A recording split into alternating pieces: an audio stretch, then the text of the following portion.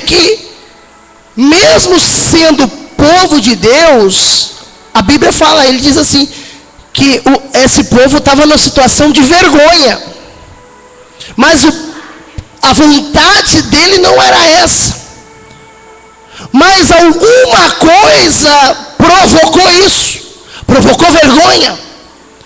Provocou percas. Provocou situação difícil. Alguma coisa provocou essa situação. A Bíblia fala aqui um texto, eu gosto muito desse versículo, muito forte, em Provérbios. Eu já li algumas vezes aqui. Provérbios 16. Que diz assim: ao homem pertence os planos do coração. Ao homem pertence os planos do coração. Quer dizer, nós temos direito de ter projetos. Nós temos direito de ter planos, sonhos. Quando uma pessoa fica doente, quando a pessoa, como a nossa irmã Rose contou agora há pouco aqui, você vê, ela tomou as dores da amiga, mas a amiga demonstrou vida, ela demonstrou que ainda projeta fazer coisas, e essa vida é que vai cada dia mais levando essa pessoa, e tem possibilidade de se manifestar um milagre. Porque enquanto você acreditar na derrota, a derrota se fortalece.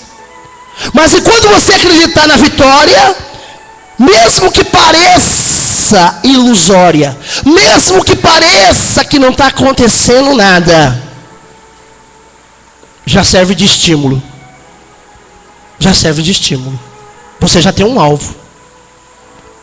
Como disse o nosso irmão Carlos, mesmo que alguém fala, não quero nem saber, o importante é estar seguindo Jesus.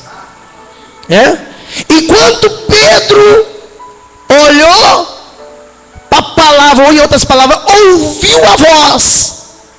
Lembra quando Pedro andou por cima das águas desse texto? Quebrou a lei da gravidade, coisa fora do normal.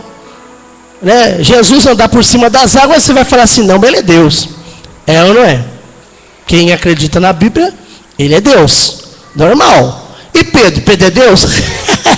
Ele não é. Então, as coisas fantásticas, as coisas sobrenaturais, que às vezes você pensa assim, puxa, isso para mim eu quero, mas está fora do meu limite. Isso para mim, eu desejo, eu tudo que eu quero, mas eu não consigo colocar a mão.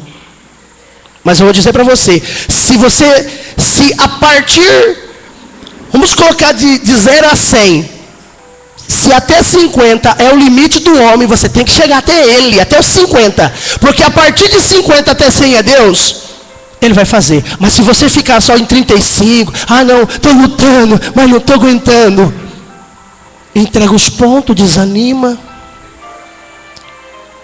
Deus permite os problemas. Presta atenção o que foi falado aqui, ó. Já volta aqui para esse versículo abençoado. Olha o que foi falado assim, ó. Olha aqui. Deus diz assim: porque procedeu convosco maravilhosamente, o meu povo não será mais envergonhado. Lá embaixo assim, o meu povo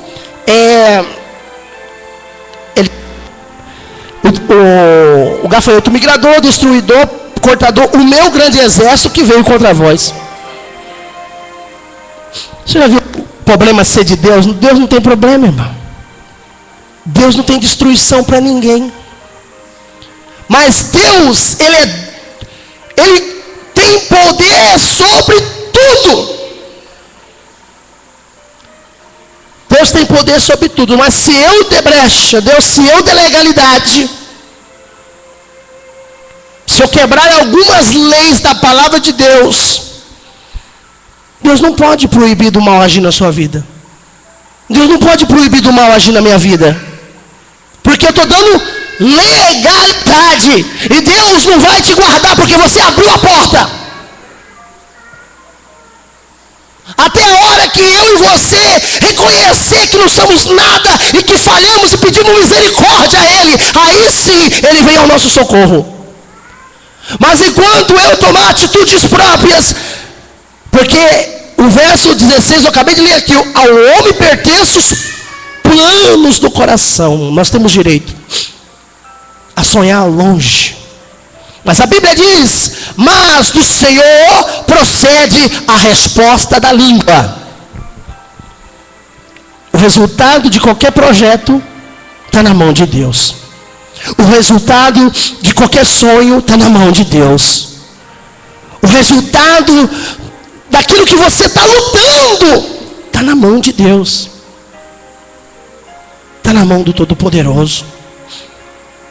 Mas isso só vai passar para a sua mão ou para a minha mão se eu fazer por onde eu atingir o limite que Deus está esperando que eu atinja. Eu tenho que atingir aquele limite. Porque tem pessoas que têm pavio curto e alguém defende a tese, não, é a natureza dele, é assim mesmo. Ué, que natureza é essa? O velho homem não morreu? Não é nova criatura? Não tem compreensão, não? O Espírito de Cristo não habita na vida mais? Não tem Espírito de Jesus na vida? Não é manso e humilde de coração? Como que pode ser um homem de Deus ou uma mulher de Deus?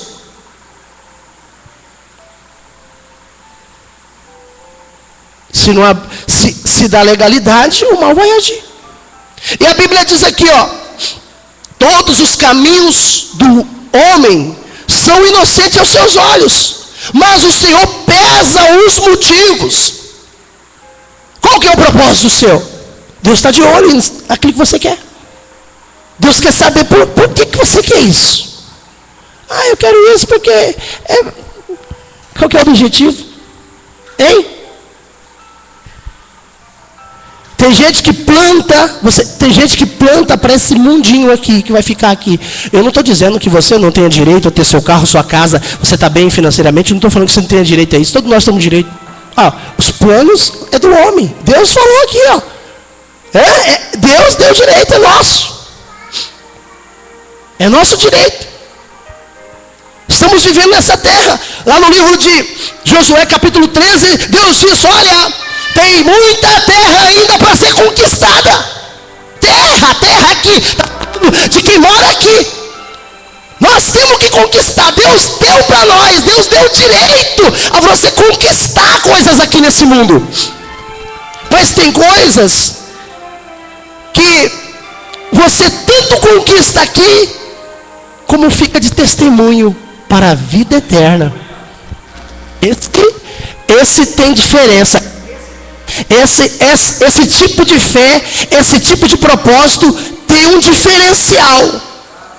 E é esse tipo de propósito que os olhos de Deus estão olhando. E ele diz aqui, todos os caminhos dos homens são inocentes aos seus olhos, mas o Senhor pesa os motivos. Deus quer ver o motivo. Por que você está querendo isso? Por que você quer fazer isso? Qual que é o seu propósito? E ele diz, confia ao Senhor as tuas obras e os teus planos serão edificados, serão estabelecidos. Então por que alguns planos não se edificam? Por que alguns projetos não dão certo? Por que algumas coisas vai até um certo ponto e não deslancha mais?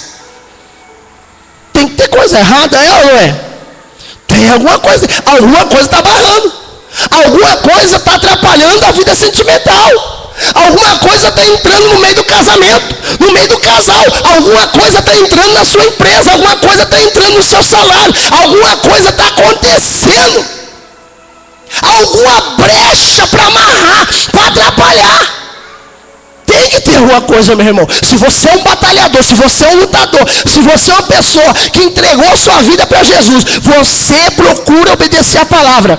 Não dentro da sua ótica, não, mas dentro da ótica da Bíblia Sagrada. dentro da ótica da palavra de Deus. Porque o tal do eu acho não existe na Bíblia, não. Na Bíblia só tem sim, sim, não, não. O que passar disso é procedência maligna. Tanto é que a gente aprende isso até na faculdade, né? Esse negócio de eu acho não existe. Você pode até acreditar, porque é uma coisa abstrata, mas é uma crença. E todo mundo tem direito de acreditar no que quiser. Agora eu acho, achou o quê? É perdido. Então, aqui diz que Deus quer restituir aqueles anos perdidos. Sabe, às vezes eu olho no espelho e falo, puxa Senhor, podia ter feito algo melhor. É ou não é? Poderia ter sido um filho melhor. Poderia ter sido um marido melhor. Uma esposa melhor. Um empregado melhor. Um patrão melhor. Eu poderia fazer algo melhor, mas não fiz. Mas você está vivo, você tem os horizontes para você seguir para frente. Nós temos as oportunidades, é ano das grandes possibilidades para você. Se você acredita nisso, Jesus quer restituir tudo. Aquilo que você não fez, você pode fazer. Porque é o que eu falei, às vezes a pessoa está enferma, ela fica debilitada.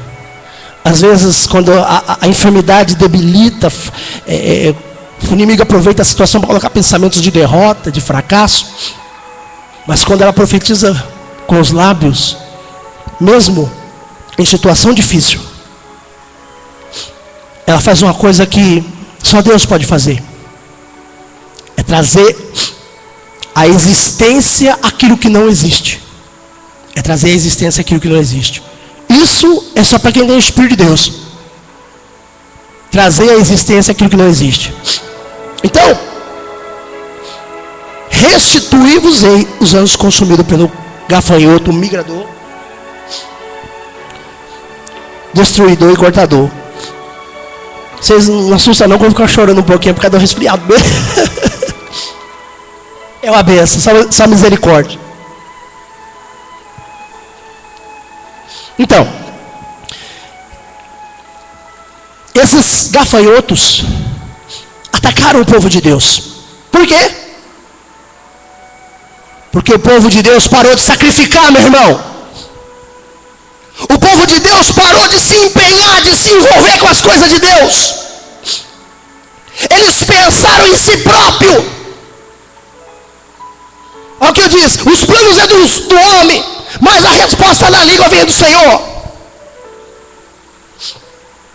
O que adianta o homem ganhar o mundo todo e perder a sua alma?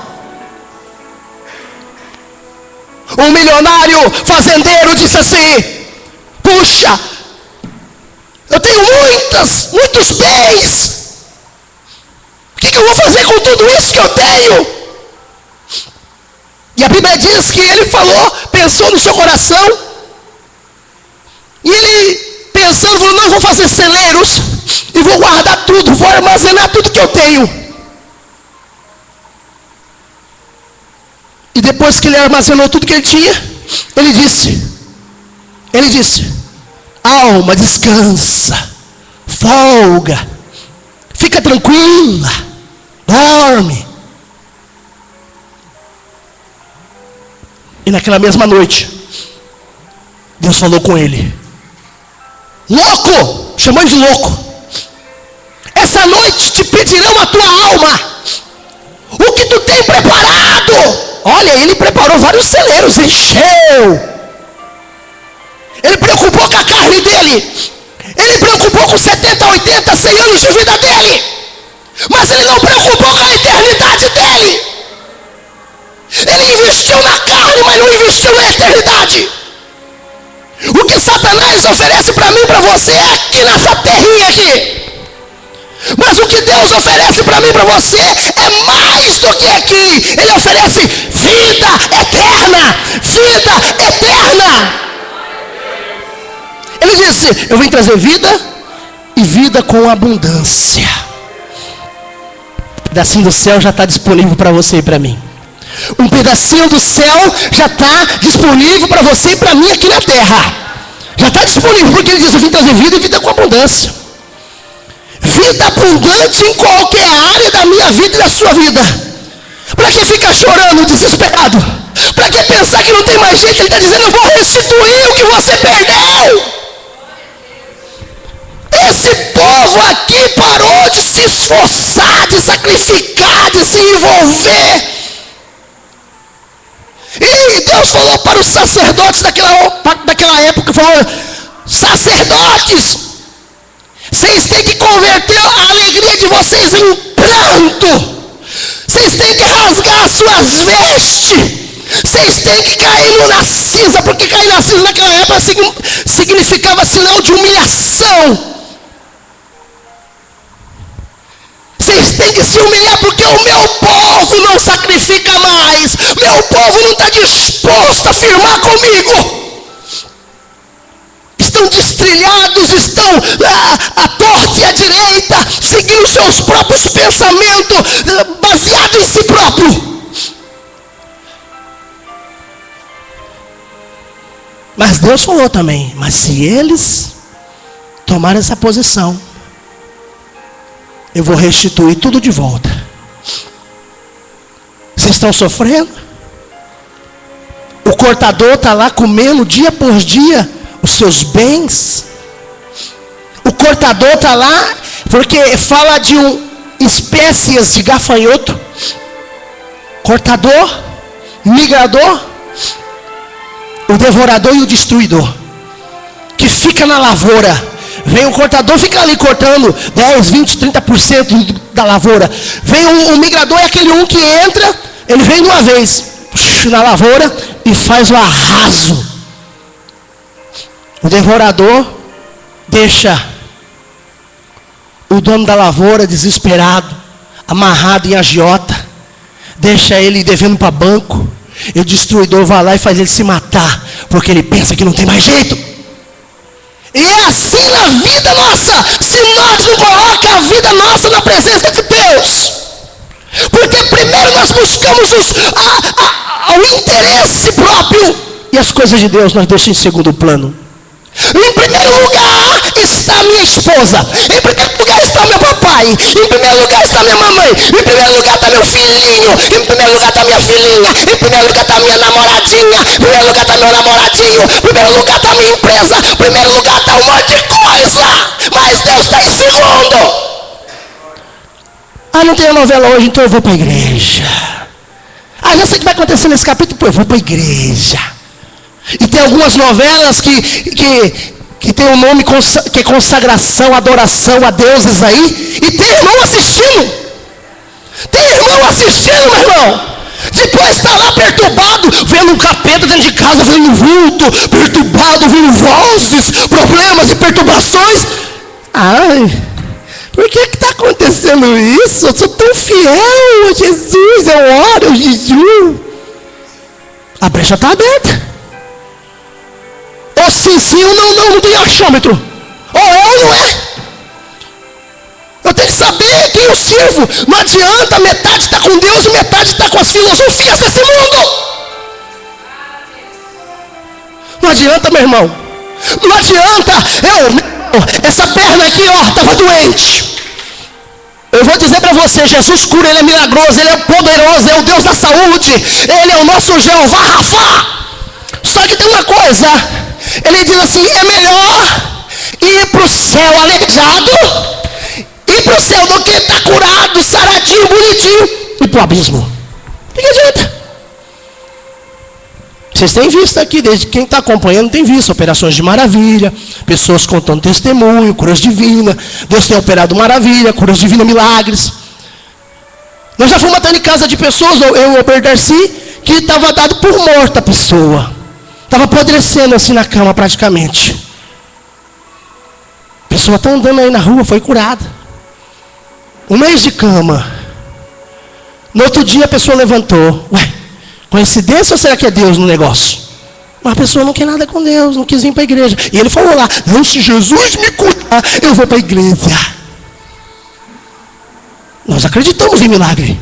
Só que eu não posso fugir da realidade. Não adianta a proposta satânica para Jesus foi: eu te dou tudo, se você se prostrar. Já é simples. Essa proposta não é para ele, porque ele é Jesus. Eu sei que ele foi tentado na carne, ele estava na esfera de homem ali, mas é a mesma coisa com você e comigo, para fazer você desanimar, para fazer eu desanimar. Só que a Bíblia diz aqui que os gafanhotos veio para atacar. Então fica lá aquele cortador minando na cabeça. Não adianta não, para que isso? Para que tanta oração? Para que todo dia na igreja? E olha, nós temos que ter só 3 reuniões, né? Para que na igreja? Para que oração? Para que se humilhar para aquele santão? Para que se humilhar para aquele santão? Você é besta, rapaz. Você tem mais estudo do que ele, você é mais capacitado do que ele, e fica aí dando de humildezinho, coitadinho. Não, impõe sua posição, mostra que você é o bambambam. É verdade. A pessoa na hora já transforma. Deixa que ele passar perto de mim, eu já não vou pisar no pé, não, eu já vou dar o rodo logo. Eu já vou dar o rodo logo. Irmão, eu sei que eu estou falando de uma forma assim, ilustrada, mas infelizmente é o que acontece por aí, meu irmão. Infelizmente. Gostoso esse tipo de oração. Senhor, abençoa meu irmão. Senhor, prospera ele. Jesus, oh Senhor, eu quero que o Senhor aumente o cargo dele. Eu quero que o Senhor, meu Deus, eu quero que aquele irmão seja líder. Ah, meu Pai, ele é tão abençoado, eu quero que ele seja meu líder, Senhor. É? Será que é assim? Não. Senhor, eu quero ser líder, Senhor. Eu tenho capacidade. O Senhor me deu muitos dons. E eu tenho que colocar em atividade, Senhor, porque eu tenho uma chamada.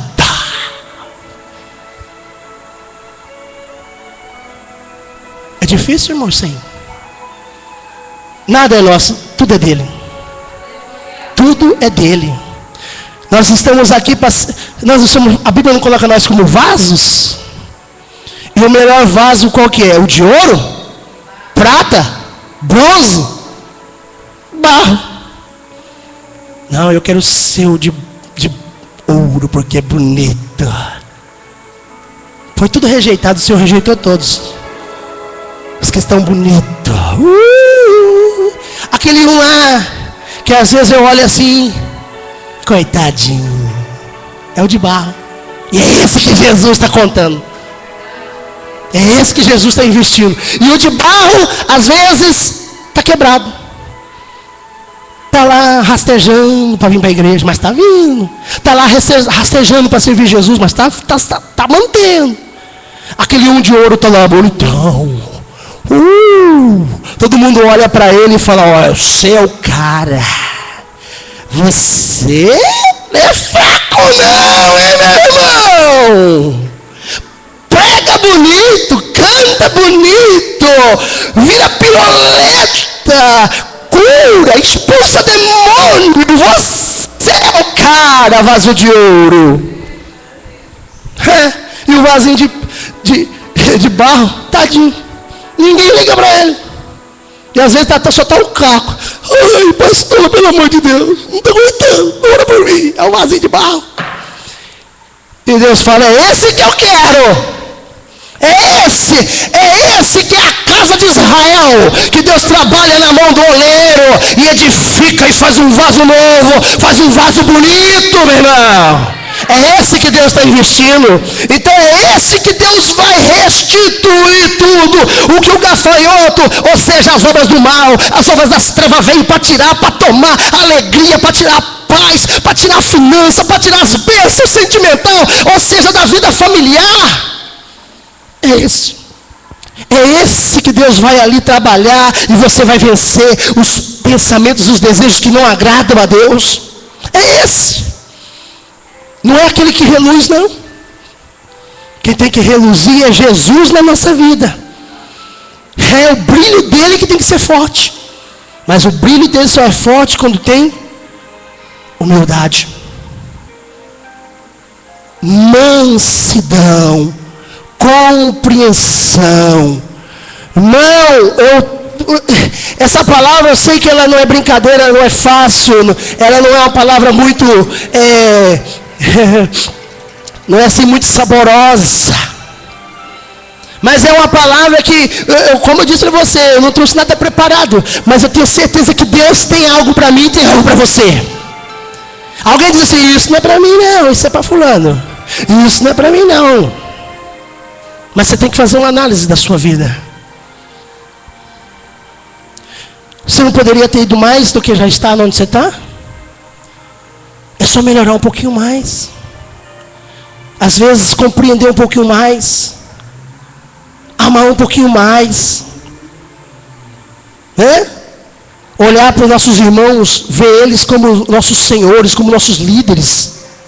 Mesmo que eu olhe para ele e veja ele como um subalterno, mesmo que a minha carne mostre para mim que ele não tem capacidade nenhuma, mas se Deus falar hoje, a história dele muda. Ah, meu irmão, acabou. Eu vou contar uma historinha aqui que passou até na televisão. Acho que alguém aqui já assistiu isso. Foi até uma reportagem. Aqueles tipo Globo Repórter. Aqueles programas fortes assim, de reportagem. Que encaixa aqui com o assunto que nós estamos falando sobre restituição. E aquele irmão, ele não se identificou como irmão não, mas eu estou falando que ele é irmão porque Deus é na vida dele. Eu já contei isso aqui. Aquele irmão tinha bens, tinha condições, daqui a pouco o vento veio. Acabou tudo. Passou na televisão isso aí. Acabou com tudo. Mas mesmo assim, que irmão, quem é lutador? Irmão, quem é lutador é lutador. Quem tem o Espírito de Deus, tem o Espírito de Deus e acabou. Seja em cima ou seja embaixo, ele não para. Ele continua. E a história diz, como a gente viu ele contando na TV, que ele chegou numa situação tão terrível que quem tinha condições, tinha posse, estava lá vendendo sorvete na rua, carrinho de sorvete, vendendo sorvete na rua. Para ele, quer dizer, para quem está começando, não é humilhação, mas para quem estava lá no topo e desceu, é humilhação. Mas mesmo assim, e daí? Vamos para a luta, é ou não é? Temos que batalhar. E aí ele falou assim que um dia uma pessoa, não sei se era uma mulher ou um homem, disse que falou para ele, falou assim, ó, Deus viu a humilhação que você passou. As humilhações que você passou. E a partir de hoje a sua vida vai mudar. Por isso que eu fico pensando, irmão, se houve tanta profecia, cuidado com esse negócio de profecia, irmão. Tem gente que vive baseado em profecia. Eu aqui tenho irmão, se eu andasse por profecia, nem na igreja estava mais. Tem gente que... Olha aí, irmão, se eu posso tomar aquela água. Olha aí, irmão, se eu posso ir lá na cidade vizinha. Olha aí, irmão, vê se é de Deus, meu irmão, esse negócio. Olha se é de Deus, amanhã eu ir trabalhar. Irmão, o que é isso, irmão? Tem gente que olha só o sangue de Jesus. Precisa... Não, deixa quieto, a hora já está acabando, tem que terminar. Então aquele irmão recebeu aquela palavra daquela senhora, daquele homem, não sei, eu não estou lembrado bem agora, e disse, a sua vida vai mudar a partir de hoje. Deus viu a sua humilhação e você manteve com o mesmo espírito humilde, e Deus vai te honrar. Pronto. Resumindo a história, por causa da hora. Para a região do norte, do nordeste ali, eu não sei o nome da marca, também não ia falar, mano. Também não ia falar, né? Vou falar igual o pastor Silas Malafaia. Ninguém está dando cachê nenhum para nós aqui, né? Então, o homem é um dos maiores fabricantes de sorvete ali do Nordeste. Exporta para os outros países. Ele tem a fábrica dele, vários empregados. E a fazenda dele, ele tem o pomar para tudo que ele fabrica lá, ele tem. Se é sorvete de morango, se é de laranja, seja lá o que for, ele tem. Tem de tudo. E aí, meu irmão? Deus restituiu, pelo que ele conta, no que deu a entender, que não foi dobrado.